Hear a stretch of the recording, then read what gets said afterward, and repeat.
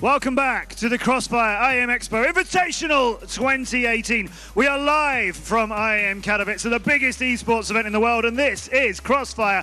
This is the world's biggest first-person shooter.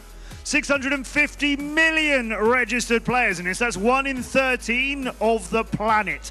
That's how big CROSSFIRE is, and if you're not playing it, make sure you go to crossfirestars.com and get involved. We are one game in to our amazing tournament here at IEM Katowice. 4 teams have joined us.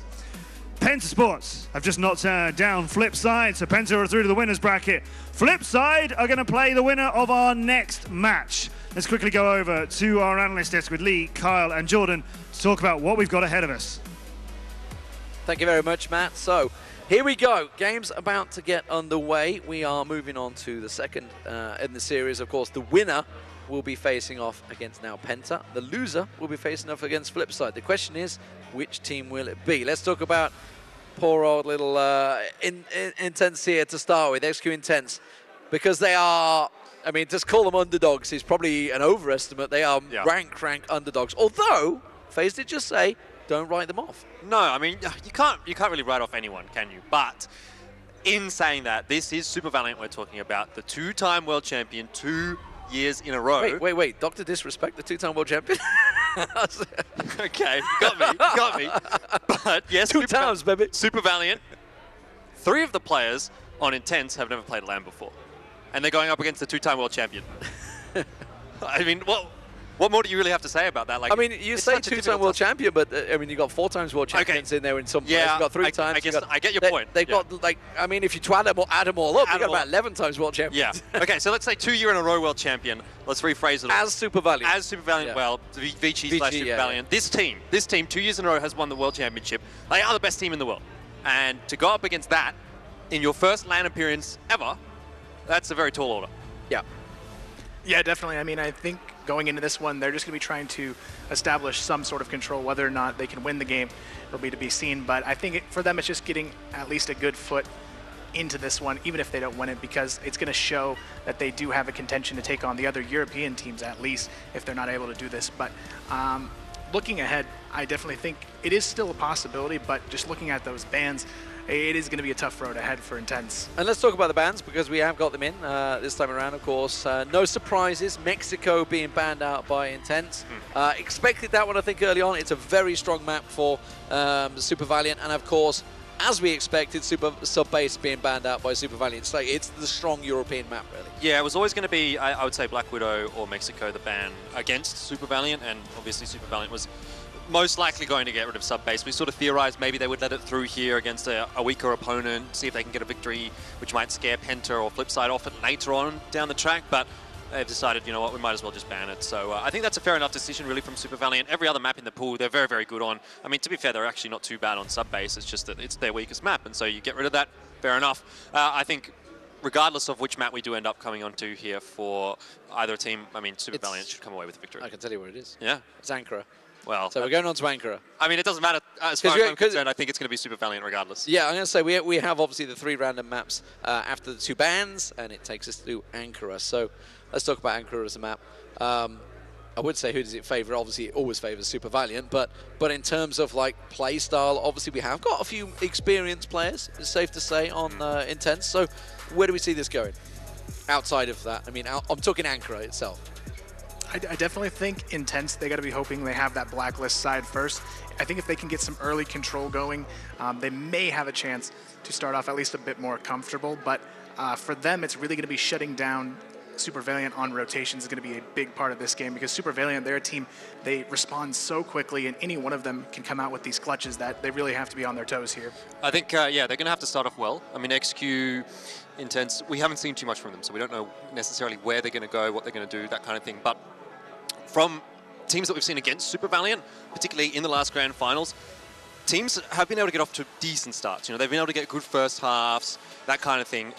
But Super Valiant is so good at coming back into games. They're there for the long haul. They've multiple times been able to come back, pull it into overtime, particularly these matches against Everteam, Pacific, Makta. Those two both went to overtime. Both times Super Valiant started off very, very poorly in the first half, but they came back, they got it to overtime, and then swept away with overtime, I think 4-0 in both of them, actually. So if they are able to get off to a good start, which I think is the only way they're going to win this. If they do that, they then need to consolidate on that and convert that into a map victory, which is so difficult against Super Valiant. They have so much experience that even if everything kind of falls into place here for XQ Intense, you still can't count out Super Valiant until that 10th round is up. And this is something I would normally talk about with the Chinese scene and Chinese teams, which I can't really bring up for Super Valiant, is that traditionally across all esports, Chinese teams, if they're pressured early and they start to lose round after round, they will argue and get in on themselves, and suddenly they're shouting back and forth, and suddenly the communication will break down and you'll see teams tend to shatter. As you just mentioned, Super Valiant, they're so experienced in this scene, and they've got so many cool heads on him. I mean, Emzin is such a cool character. Emzin, Double Q, both of them. They've been there, done that, and they've got the experience on the shoulders to just calm down, guys. We got this. Don't worry. Yeah, I mean, I think that kind of goes hand in hand with being the best team in the world. You know, you're like, okay, sure, we're down 6-3 in the first half or 7-2 or something like that, but how many times have we dug ourselves out of a hole like this? And how many times have we come away with a victory in a massive tournament? This is nothing for us, right? That's what they're going to be saying to each other if things are going poorly. And it's just going to put them in a great position in their mentality coming into perhaps the second half, should things go poorly at the start. But honestly speaking, I realistically don't think that they're going to be in a difficult position here early on in the piece. I mean, maybe, like you said, there might be some sort of semblance of jet lag or something like that there for Super Valiant. You can only hope. You can only hope for these European But the teams, problem is, I think, obviously, we're still in Chinese time zone, effectively. So the jet lag, while they obviously travel along distance, it's not too far, is not really there. They've it's like probably 3 or been 4 up hours early. or something like it's that. later on in the day that it might start to affect them. On the other side of the coin, we could talk about Intense, obviously, saying, you know what, while they are rank underdogs, you know what, we've got nothing to lose. Let's just go for it. And they could throw some really wild strategies in there to try and catch them out. Right, and I think that's their big advantage here. Out of every team here, they have the least sort of footage to go The off unknown of, factor, so yeah. nobody can really prepare for them other than, I think, the European teams who know the players individually. So SV, they don't really know what to expect, and I think if they can come out confident, Intense, they may have a chance here if they can establish that early lead, because that seems to be where they do crumble on SV if a team just snowballs the rounds very quickly against them and doesn't give them that time they need to adapt and basically make the comeback happen. So just looking at what Intense could do here, I think they have to play very confidently from the start, otherwise they're going to have a tough road ahead. So you think maybe aggressive style is going to be the best approach rather than a slow build-up? Yeah, I think if they try and take it slow, I think that's when SV is going to be more comfortable. I think they have to try and keep them on their toes, especially being a team that, I mean, they just don't have the experience that these guys have, so they really have to bring everything they have to the table and try and throw some curveballs the way of SV if they want any hope to take this. Yeah, I think in those long drawn-out rounds, I mean, that's where SV is going to start to show their experience. They're going to be rotating across the map, pushing the areas. Their experience is going to show in terms of the fact that they'll know what they can do and when they can do it and where they can do it and that kind of thing. They're going to be able to get those little advantages that in that 2.5-minute round timer, you get 1, you get 2, you get 3, and eventually it snowballs into something bigger. You might have 1 pick. You might get a little bit of map control that gives you the information that they're not coming to this side of the map or something like that. That's where SV is going to get their advantages, particularly in those longer round timers. So for me, we'll probably have to see some hard and fast aggression. I think out of XQ Intense don't allow SV to utilize that experience so much and just kind of catch them off. See, for me, I kind of think the other way is probably best, because from what I've seen of SV and the amount of times we've seen them against teams they don't know, because that's what they're coming into, right? They're coming into the unknown. So from their point of view, they're just going to go, you know what? These are nothing to us. We're going to roll over them. And they're going to go aggressive. You're going to see Emzin pushing straight round the back with his sniper rifle. You're going to see these crazy players that you wouldn't ordinarily expect, which is actually, you know, if you're trying to do a nice setup strategy, you're like, okay, you guys, let's check there, get a bit of information. Then suddenly it's like, what the hell is this guy doing here? How did he get around? Suddenly they got guys pushing you around the back. And that's how I feel we're going to see Super Valiant. I feel they're just going to be like, you know what? No respect whatsoever. Boom, straight at them. Well, that's the advantage you've got as Super Valiant, really. You can opt for whatever style, because anything's really going to work. Individually speaking, if they want to go for that fast, aggressive style, they have the individual players to do that. They have the star power of Ems and 9. If they want to go and fall back onto a slow default kind of a play, they can do that again. They've got so much experience as a team. They know exactly what they want to do. They've got so many strategies on every single map that again, is going to be a perfect option for them. So really, every single direction that you turn, in my opinion, is going to be an advantage for SV. I mean, I hate to stack it like so badly, because you always want to give the viewer, it's like, it's a possible, it's a chance, it could happen. Yeah. And then you're like, it's a true David and Goliath battle, really. Like, you've got it's SV. David Goliath, right? David versus exactly. Goliath. Yeah. Best team in the world against a team which relatively their players newly have never played on formed. LAN. Yeah. you don't really need to say much more than that. I mean, there's really... Kyle just leaves like... It's tough because, I mean, you look at Intense and want to give them the benefit of the doubt, but when you're up against such a dominant team, like, I mean, everyone individually at SV can go off at any moment, and with Intense, I just don't see that being something they have to bring to the table here. I mean, sure, you've got the likes of Thunder and Loons. I mean, they've got their experience behind them, but with 3 new players, that's the majority of your roster, just not with that experience there to make things happen yet. Well, let's talk about the new guy on Super Valiant, actually. Or certainly new guy for me. He is a world champion already. Anka, who obviously replaced Formy, who had a very emotional chat, actually, with Matt here in Katowice. Obviously, talking about his retirement and stuff, because obviously he was retiring at the Grand Finals in 2016. And then we saw him here. We're like, oh, are you going? Hey, are you not going? But then, obviously, he did decide to retire, so it was like his last hurrah, effectively. So let's talk about Anka, because obviously the new boy on the team, despite N9 still being the youngster. Yeah, definitely big shoes to fill, really, coming into this roster of Super Valiant, but you can't really fault him for his performances so far. From what we saw, I mean, at the Grand Finals, it was nothing disappointing, so to speak. It was not necessarily world-beating, you know, he was not the best player on the team, he was not putting up massive frags, or necessarily even massive rounds, but he was doing his job, and that's exactly what you want from certain players in your team, right? You don't want a team of 5-star fraggers. You need a couple of guys that are going to sit back there, play the support roles, throw the flashbangs for your teammates, trade your teammates, and that kind of thing. And I think that's where he fits into this roster very well, when you've got players like Emzen and N9 doing those crazy things. Anka's going to be there just playing his role. You need that support guy to show up the big guys. Guys, we do have a small technical issue, so we're going to go into a break. We'll be back in 10 minutes, ready and waiting for Super Valiant to make their first appearance here in Katowice in the last year. We'll see you in a few. Welcome back to the biggest esports event in the world. It's IEM Katowice live to you from Poland. One of the best, biggest, so exciting esports events in the world, which is why CROSSFIRE is here, ladies and gentlemen. We are one game in to the CROSSFIRE IEM Expo Invitational 2018. It is definitely time to get another thrilling contest on this stage. And as we told you earlier, it's a little bit of a David and Goliath game that we've got for you now. 2 teams.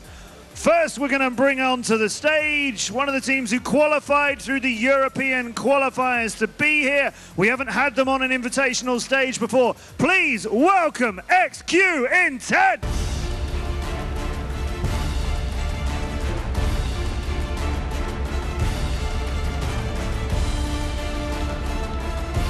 Thunder, Squishy, Simido, Fans and Loons are XQ Intense!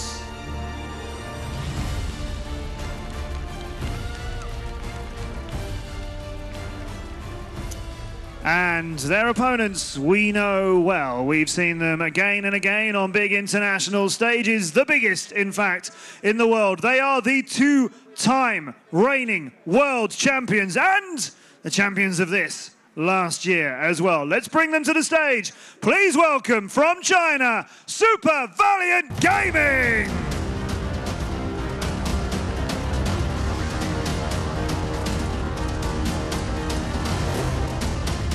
Emzen, Double Q, N918, and Anka, the reigning world champions of the CROSSFIRE Stars, Super Valiant Gaming!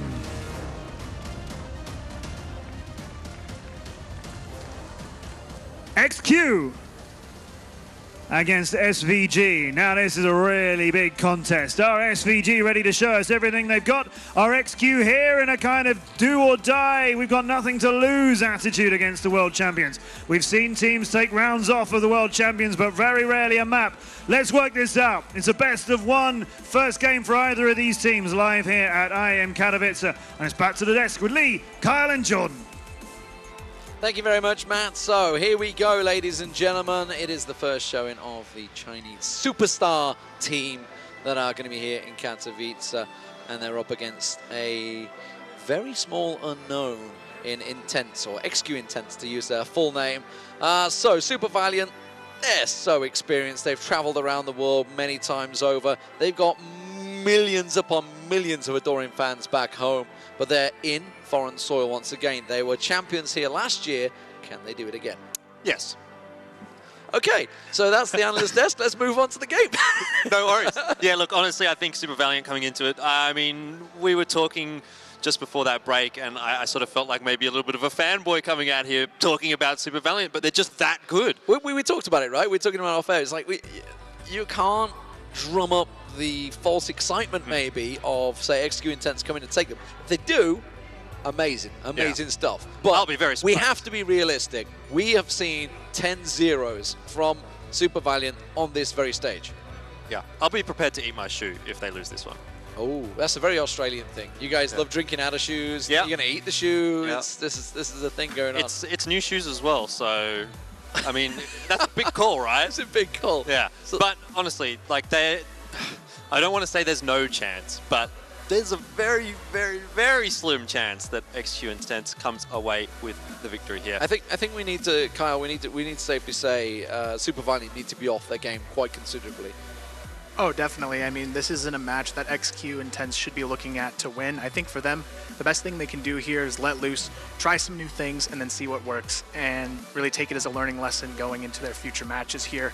But taking a look at these guys, they're definitely going to have a rough time here. Yeah, I mean, Thunder and Lunas, we were talking about that there, the experienced guys effectively, but Squishy, Simida, and fans, you know, a lot of these guys, they will be new to it, and my God, you know, you've gone through the qualification process, you've worked so hard to be here, you beat the guys that were formerly ESC to get here, that obviously did very well and reached the final, so they've got that pedigree in them, but to go in your first game and go, oh great, we're up against Super Valiant, that's just brilliant. It's very, very, it's a weird situation, isn't it, really? Because generally when you play your first LAN, you might be at sort of like a local LAN or sort of a national championship or something like that, but this is who you're up against. This is the team that's won 2 years in a row. I love that picture. And they don't even care about anything. They just win everything. Emzin, massive experienced in-game leader right there. 18 has been huge for them. WQ is a beast. WQ's actually won 3 years in a row. Yeah. So it's just crazy. They are a monstrous team, and then you got Anko who's just sitting there, like you say, the new guy coming into the team. Possibly something to prove. Maybe this is the tournament that you could prove it, but I think that being a world champion already, he's just like happy to sit out of the shadow because, you know, you got so many shining stars on that team. And N9, you've been talking about as arguably one of the best players in the world right now. I don't even know if it's arguable at this point. The performance that he put up at the grand finals was the best of any single player there, and in theory, you should be having the best players in the world at the grand finals. And I mean, the only person that you could probably put on the pedestal with him was Emzin. But even then, I still think he was out, like, you know, a little bit higher than Emzin was as well. Emzin always has this smile on his face as well. He's one of those players, you know what I mean? Yeah, I know what you mean. Sometimes you get some players that are just so glum and you're just like, oh, for Christ's sake, man, enjoy the moment, enjoy the situation you're in, which obviously, you know, they're professionals, they're trying to focus on the game. But Emzin's just always got a smile on his face. He's always happy to be here. And that's really incredible because a guy that's been so successful, you know, he could easily be forgiven for being a little... what's the word? Subdued, I guess, effectively. Jaded, jaded. Over maybe. it. Just like, been there, it's just done another that. day. Just another day in the office, effectively. But he always seems to be happy, smiley, understands what we're saying because he does speak English. Very good English, actually.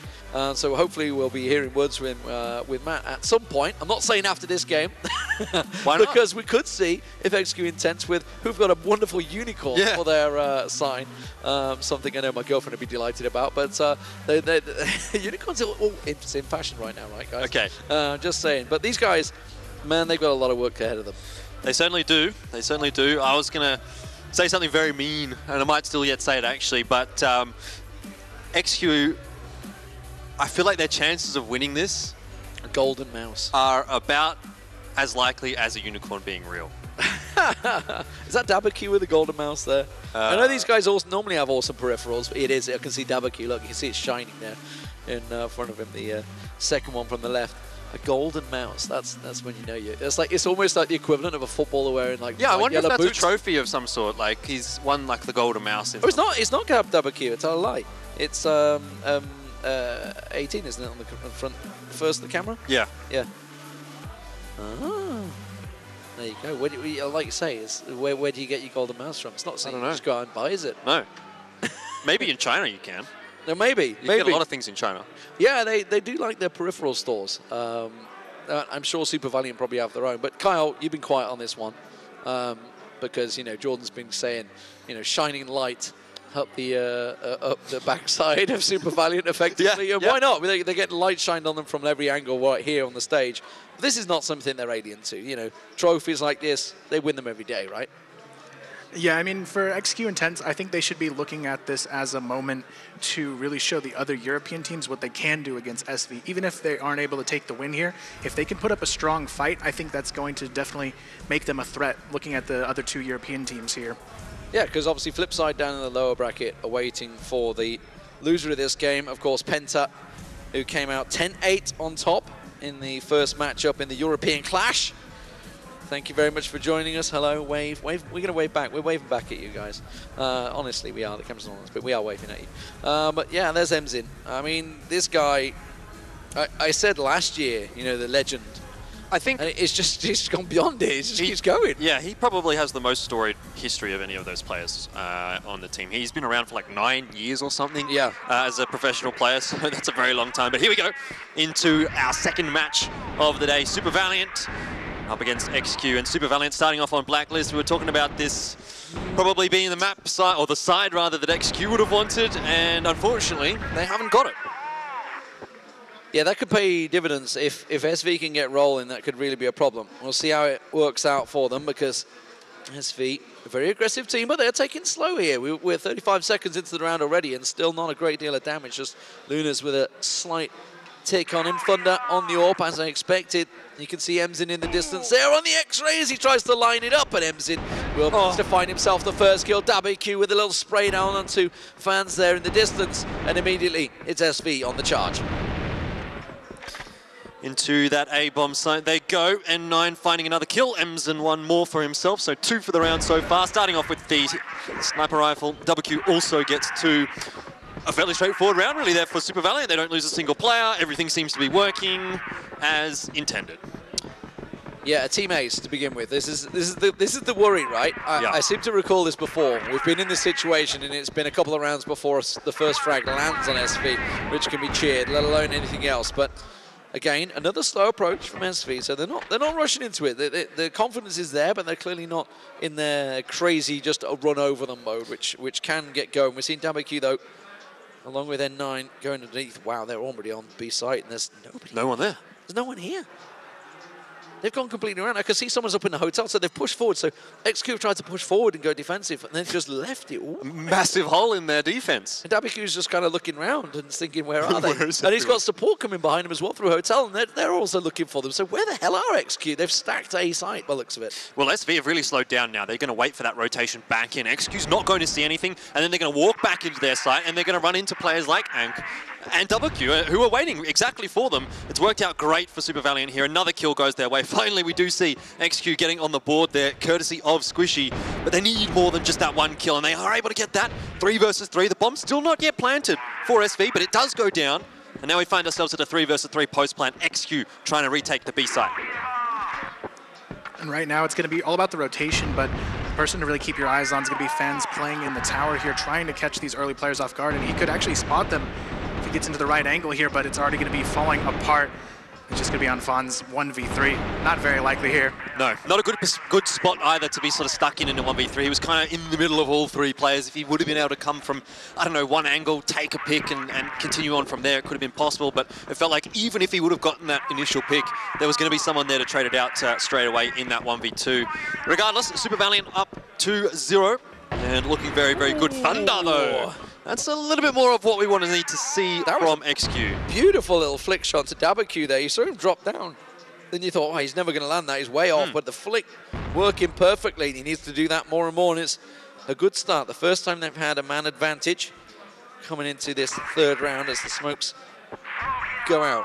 Squishy trying to hold it this time, making sure they don't get caught out. And, you know, the post-plant retake, it's certainly a viable tactic to maybe just stack one of the sites and think, okay, you know what, we can't face them in even numbers as it effectively were and try and stack out the numbers. And maybe that's what they're going to look towards, but Super Valiant slowing things down after losing the man.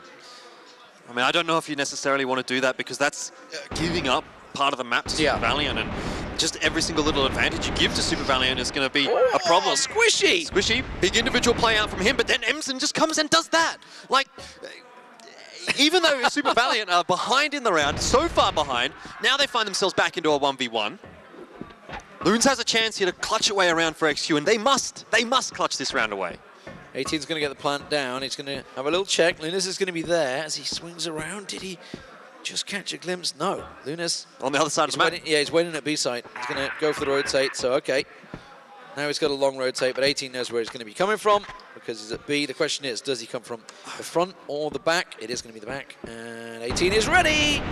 Come on, Lunas. No, not going to happen. But a 1v1, so there's a chance, there's a glimmer for XQ. Yeah, it was off the back of some good individual plays out from XQ. It was too close for comfort, though, because, I mean, yes, XQ got that down to a 1v1, but in theory, they probably should have won that round from the position that they were in. So let's not forget that. And now Super Valiant, I would say, were the ones that actually clutched that round out. And you don't want to allow that to happen if you're XQ. You need to be getting every single round possible.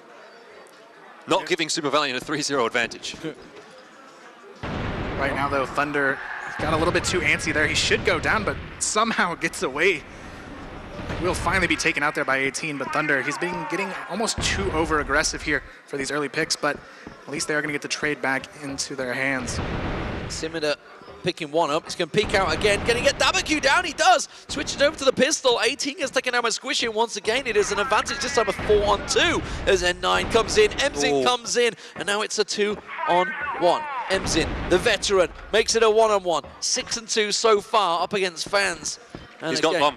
He's got the bomb, and he's off. He's off and running. He's going to get into wayside first.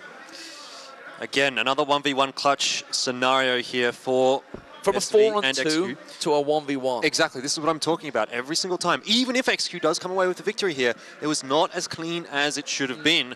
And Emson, the form that he's in right now, 6-2, you almost back him to win this one. Not sure if fans is going to be able to hear him here, though. He's in the perfect position to deny this plant if Emson makes a mistake. Did he just see? He just peeked, yeah. I think Emzin saw the gun. Yeah, easy. And Emzin clutches it out in, what was it, a 1v3, I believe he took that from. Well, 4v2 from a 1v3, and, well, Emzin, 7-2 now for Emzin. 4-0 for Super Valiant. Here we go. Let's hope the tracks can be derailed in a moment. We did say it is blacklist sided. Yeah. But another thing to mention actually as well here for Super Valiant is we've only seen that one round. Never mind. I'll hold the press after this round. We'll talk about it. But for now, back to a 2v2. Just a flurry of frags between the two teams. In theory, I think this favors Super Valiant on that blacklist side. This is going to split the bomb sites. You're going to either have a 1v1 or a 2v1, sorry, sort of a 1-1 split for the defense. Or Super Valiant's going to catch you on the rotate. It's really interesting. I've noticed, Kyle, that, you know, obviously I think we're going to see this one play out. Fans is just there. He's going to get taken down by Anka. Emzin did run the sniper for about the first 3 rounds and then decided, okay, we're not liking the pace of the play. Let's quicken it up. And since then, they don't seem to have looked back. It's 5-0 and they're running away with it. And now we actually see the opposite happening. Emzin goes back onto it. The Thunder's off of it now, but I actually like that decision from Thunder. He was just getting overzealous with those peaks and getting taken down early. I think now, if he plays a little bit safer, he could actually win this for his team here just by playing safe, because they've been getting the number advantages, but without Thunder in the picture already, they've been at a disadvantage. And if they can keep him alive a bit longer, they may actually have a chance to pick up a round or 2 here in the half. Yeah, well, let's see what Emzin can do with this sniper here, because in that first round that he did pick it up in, he got a double kill. 2 kills for himself, but WQ, in fact, is the one to find the first couple of frags here for Super Valiant. It is a trade for 18, but a 2-for-1. Again, favorable for Super Valiant. Loons only able to get 1 there. Needed a little bit more, I feel. The rotation is fast, though, from XQ, and that might catch Super Valiant off guard. So Lunas just needed to hold them off, right? Because they were already rotated. They were coming from behind a long way around, but they're going to check N9 from behind. They do. Thunder finds him, so like you say, switching to that AK, and now hit point advantage is his. Anka doesn't have the plant down. He does have the plant down, sorry. He had no idea where he was, though. I had no idea. The problem. It's just, again, another 1v1 goes the way of Super Valiant. All they needed was basically, I say all they needed, was Lunas to basically hold them at bay to prevent another half, because they were already coming down. Yeah, just a couple of seconds for that rotation to come through. Yeah, and actually, Loons, if he had a AK there, he would have got the kill onto Anka as well. And interestingly enough, he continues to use that M4, which doesn't have as much penetration onto the armor. So if he keeps that up, he's going to put himself in some tough spots already. But to be fair, 18, he's going to be using the M4 as well, so they're not disadvantaged by it. But Thunder, he's going to be going back onto that on. We'll see whether it works out for him. Emzen's off the Orm now as well. Yeah, they just keep playing Swifties. You'll go. I'll have another go. You go out. You have a go. The irony is Thunder just picked up a couple of kills with the AK back in that round, but 6-0 is a start we kind of expected. I think it's safe to say, you know, once Super Valiant get rolling, they can be pretty fierce. They have not played it as fast as I expected, but they may quicken it up. This nade could be crucial. See the flashes going out, going to catch a glimpse of Emzin coming through, but he doesn't get the frag. Now Simida does. N9 and 18 go down. Emzin with the spray once again, though, comes out on top. The man of experience in a 3-on-3, makes it a 3-on-2, makes it a 3-on-1. Emzin is alive and kicking, and Dabaku finishes it off. The world champions are rocking and a-rolling here in Katowice. It's 7-0. I don't know what to say. I mean, it's just exactly as we sort of prophesized, really, for Super Valiant here. I mean, N9, 5-5. Okay, he's not having that star performance that we sort of said he would. But there's Emzen. He's 11-3. You don't need to do anything when Emzen is 11-3. Yeah, right now it's really up to XQ to at least get a round or two here. Otherwise, it's basically over at this point. Maybe it is already, but it's really going to be XQ. They have to anchor down here. They're still not really playing together. I've seen them in so many situations. They seem to get picked apart one by one, but to be fair, I can't blame them. It's hard to take these aim duels against SV and expect to come out in a dominant fashion. Lunas looking, waiting. A slower round from SV here. They time out the smokes, time out flashes to see if they can push on around. Dabaku starts things off, but Simida and Thunder work well, and they get themselves another, and suddenly it's a 1v4. A really good executed defense there, but N9 is still alive. Surely not. It time that he goes off. Picks himself up the 1, and as you say, it was only a 5-5 performance so far in the opening 7 rounds. Is it his turn? Thunder peaks, catches a glimpse, and from behind comes Lunas, and the first round will go to XQ. I almost, you know, like, you look at that round, you think it's N9, anything can happen here, judging by how many rounds XQ have lost in those clutch situations. But they do manage to close the round out, as they should there. And I like that a little bit, actually, from XQ. They did push around long. They did catch SV off guard, so that's something that SV is going to have to adapt to. But is it too little too late at this point? We're down to the last round of the half. It's already 7-1 for Super Valiant. Best case scenario, XQ gets 2 rounds out of this half. I mean, it barely looks better than 8-1 or, you know, 9-0. Well, 9-0 definitely looks a lot worse. I guess. At least you pick up the 1 round, a little bit of chance. Thunder swings out. Can he get himself the spray down? N9 comes in and closes that out in a 1v1 trade as they keep on pushing through. They know where they're coming. Double doors was clean there. Squishy gets himself involved, and Dabaku goes down, and that's out 4-on-3. Advantage, but I say advantage. Is that an advantage after all? I don't know. I mean, you got the numbers, but you're still up against multi-times world champions who can turn these advantages right back in their favor. Emzin, the man that's been the one of the half, really. You can see it's about to come peeking up. Simida's coming towards him. You switch away from the duel that's about to happen, and Emzin will be the one that comes out on top. Yeah, that pulls it back to a 3v3. Now favorable for Super Valiant, as they're going to be able to isolate parts of the map and keep the global risk side a little bit more spread than they would had they had an extra couple of players there. Only a minute left on the clock, though, so Super Valiant will have to get a bit of a wriggle on, rotating over towards the A side of the map as a unit. So not really having anyone sitting in mid or sitting over towards B to hold off a rotation. They just want to hit this bomb site as 3. Not that they necessarily need it, because there is no one from XQ there. Yeah, and I think wisely for XQ, they've stacked it, and they're like, okay, we're down to 3-on-3, let's just stack one of the sites and try and defend it. Obviously, we can also always go for the retake situation, but this retake situation could be tricky. Fans was the man that's trying to take a peek and catch some sort of action. Lunas has got to come in. N9 just tucked in the side, 18 all off to the left, and these guys are going to be hard to flush out now in a 3v2. Flashes, smokes, doing what they can. Now they've got to try and push. They've got to land a frag on the entry. Emzin's going to be the gatekeeper. 18's going to swing around. 18 will get one. Lunas will get taken down. A triple peak on it there. Yeah, look at that. He had no chance, yeah. 8-1 first half. Can't say we didn't expect it. Super Valiant, they're living up to their name. They are the world champions after all. Yeah, right now, XQ, I mean, if they can just make this even close at this point, it would be a feat to say the least. I mean, 8-1, there should be really no hope for SV to let this one go, but you never know. We could see something crazy from them, but I think even then it's going to be SV with a pretty confident finish here.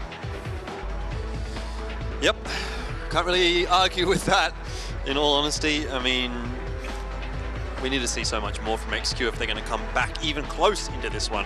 I'm actually a little bit almost disappointed that Super Valiant has dropped around there, because it ruins that little cherry on the cake moment. I mean, if you look back at it, there was a number of times where numbers advantage was very much against them, but they just have that experience. And, you know, we've said it multiple Cool head. multiple grand finals. You know, it's played out so many times. You're like, they're up against it. It's a 1v3, and they come out and win the round, or something crazy like that. But Emzin back on the sniper. Picks himself up a kill straight away on Squishy. Thunder does reply, but unfortunately numbers are not in their favor. I thought it was Emzin that got that kill. There's V18 stole it away and gets himself a triple to start things off here on the Global Risk side. And that should be a free kill for WQ, but it's not. Did not hear Samita coming down on top of him. It is a 1v2. Again, a winnable situation here for XQ, and essentially a must-win situation as well. You saw that bullet just flash past him in the tracer there. Emzin so close to landing the shot, but Simida knows where he is now. Trouble for Simida here is that he doesn't have control of the bomb. It's on the other side of the map almost, and he's being wrapped around behind the back from 18. They knew exactly where he was. Emzin decided not to peek. He knew that his teammate was coming and was just playing the waiting game. 9-1 now, and Super Valiant 1 round away from closing this one out very, very comfortably. Well, Penta will be the team they face in the winner bracket.